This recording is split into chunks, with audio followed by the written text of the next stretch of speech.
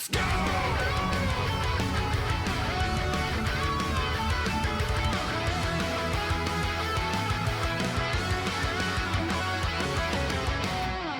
So yeah, in people's defense of either blowing chunks or, you know, losing their minds on my end, Marvel vs. Capcom was the ultimate impossibility because it was just never gonna happen after MVCI. But these games did get some releases later on. Power Stone eventually got re-released, but it came out on PSP. There's a Power Stone collection on PSP. Darkstalkers games also got a collection on PSP, you know? The PSP ended up being like a dumping ground for a lot of these old Capcom fighting games and unique Capcom games that would eventually go nowhere. To be completely honest, dude, like, your ability to play Power Stone and stuff like that has been stuck on the Dreamcast.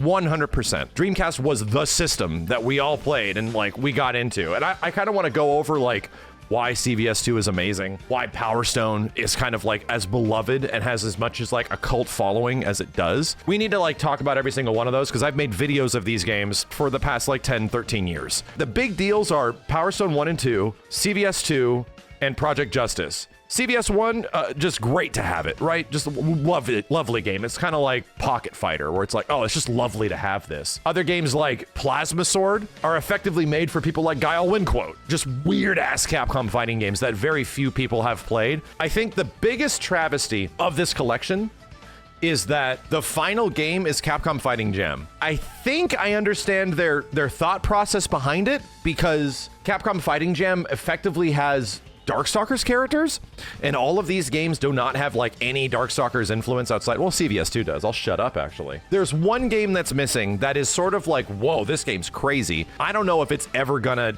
get a re-release in some way, and it's Tech Romancer. It's the sequel to Cyberbots. That game is so specific to its time and stuck on the Dreamcast that it's never been on anything else, dude. There's a reason why people don't like Fighting Jam. Don't worry, dude. I've made several videos explaining why that game is literal butt. There's a few other titles, and I kind of understand why they didn't do Star Gladiator and why they didn't do Rival Schools 1, because those two games were made on effectively PlayStation hardware, PlayStation arcade hardware.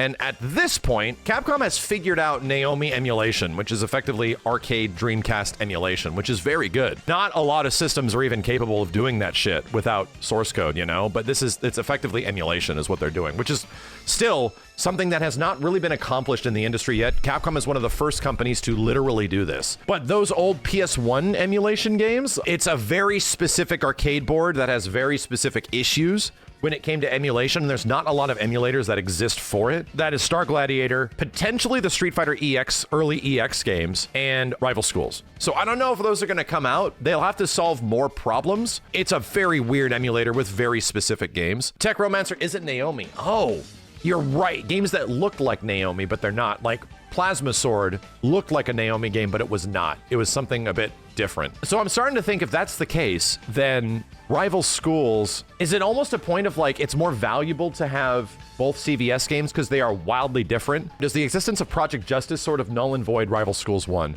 That's where my brain is going. That I think that's their thought process behind it, where it's like, yeah, you don't get the anime opening and stuff like that.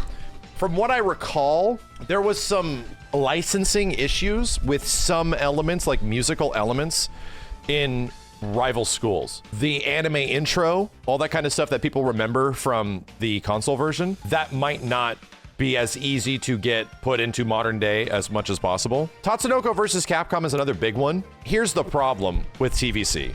And again, we are in a situation now where it's like, all right, bro, so the impossible has already happened. What are the games that we have seen released? Well, Marvel vs. Capcom Collection is a joint effort from Marvel Games and Capcom. So they're working together for licensing. No other big third-party companies are going to be getting in between. For the games that we just saw in the Capcom Fighting Collection 2, there's only two entities that really need to be concerned of, which is Capcom and SNK. Everything else in that collection is just straight up Capcom. They just own all of that shit. Those are all of Itsuno's old games and shit. Because of that, the two parties that have already kind of agreed and are working in their own ecosystem are Capcom and SNK. And it's really crazy to see that like SVC Chaos just happened, now this is happening. Bro, like Capcom and SNK are literally sharing a licensing ecosystem right now where they just want each other's games to do well.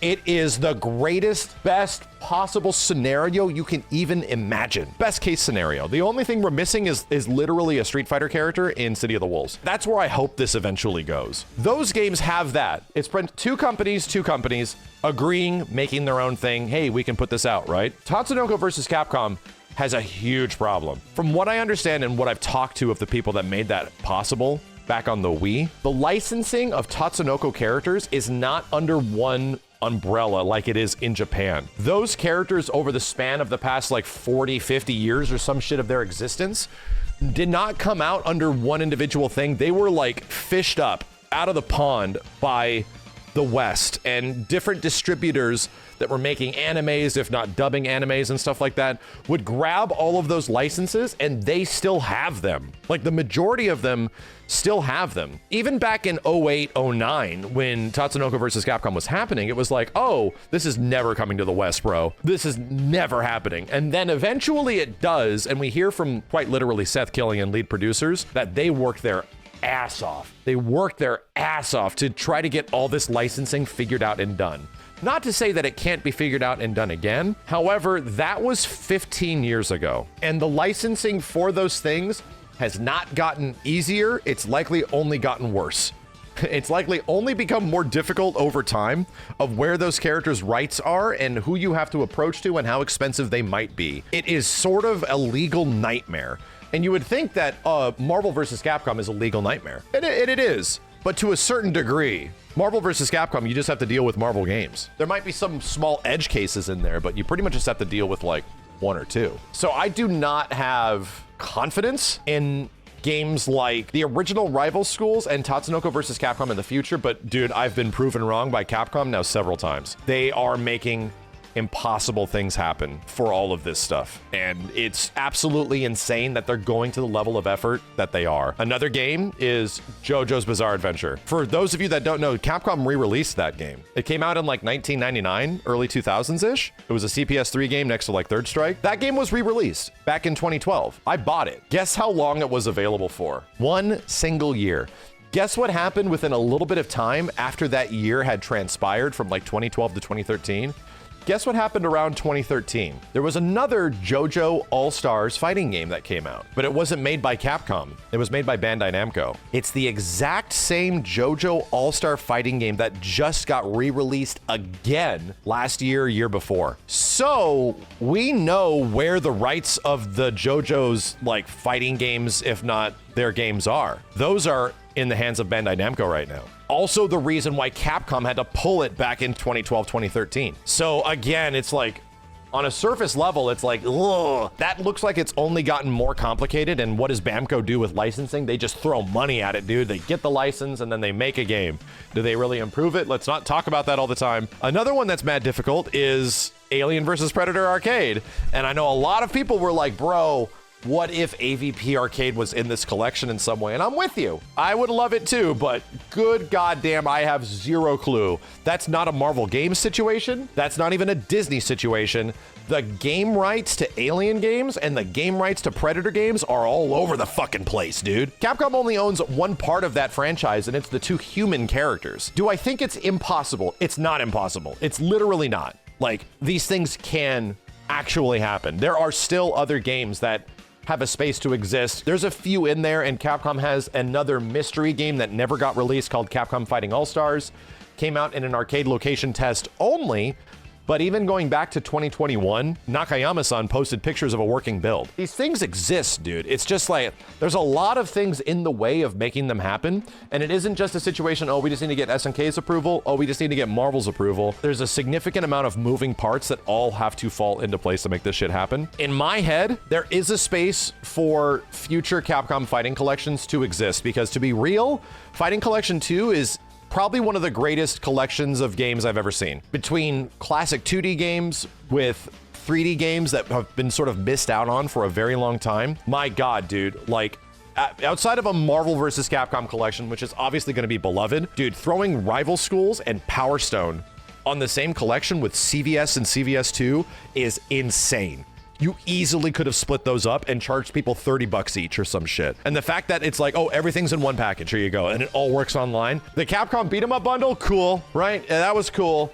Capcom Fighting Collection 1, very cool. Darkstalkers are back with some weird games, very cool. But like the MVC Collection and Capcom Fighting Collection 2 is fucking crazy. These are games that you've had to pay $500+ to play all of them if you wanted to play them in an official capacity in some way.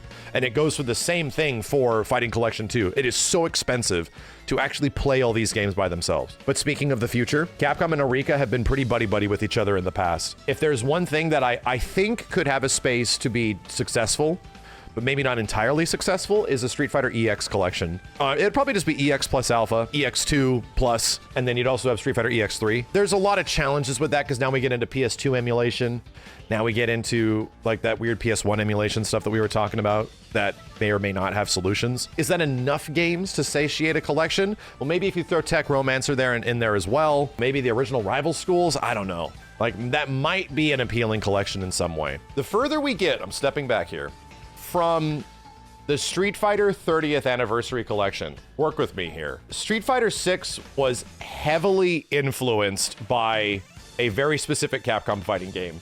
Not just in terms of like gameplay, but in terms of overall aesthetic and visual design. Street Fighter 6 was massively influenced by Street Fighter 3 Third Strike. And it was clear that Third Strike and its, you know, its overall feel, its vibe, its everything about the game is beloved still, and it's wonderful.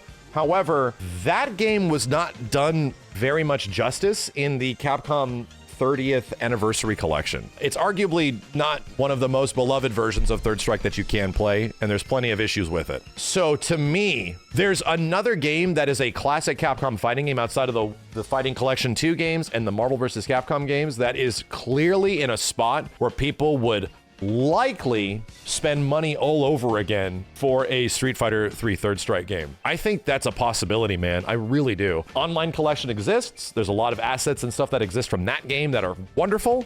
And it's like, oh, I wonder if the reason Online Edition never got re-released in some way is if they're like revamping it, if they're doing something to it. Because of all those old Xbox 360 games that had existed, dude, a ton of the old Capcom games you could still buy on modern consoles and shit. They're now mostly gone. Third Strike Online Edition was not one of them for some reason. It wasn't, along with the Marvel vs. Capcom games, obviously. So to me, there's a big spot here for the future of these Capcom Collection fighting games, of one that is almost guaranteed sales and success if it's given a lot of love, care, and attention, and that's Street Fighter 3 Third Strike. I'd like to think that Third Strike Online Edition assets, if not Online Edition in general, is given a huge comeuppance in some way, is given like a nice space to sort of breathe and exist and, you know, have a really great and faithful port. I would absolutely love that. I think that if there's a future for this stuff, I really hope that that is there in some way.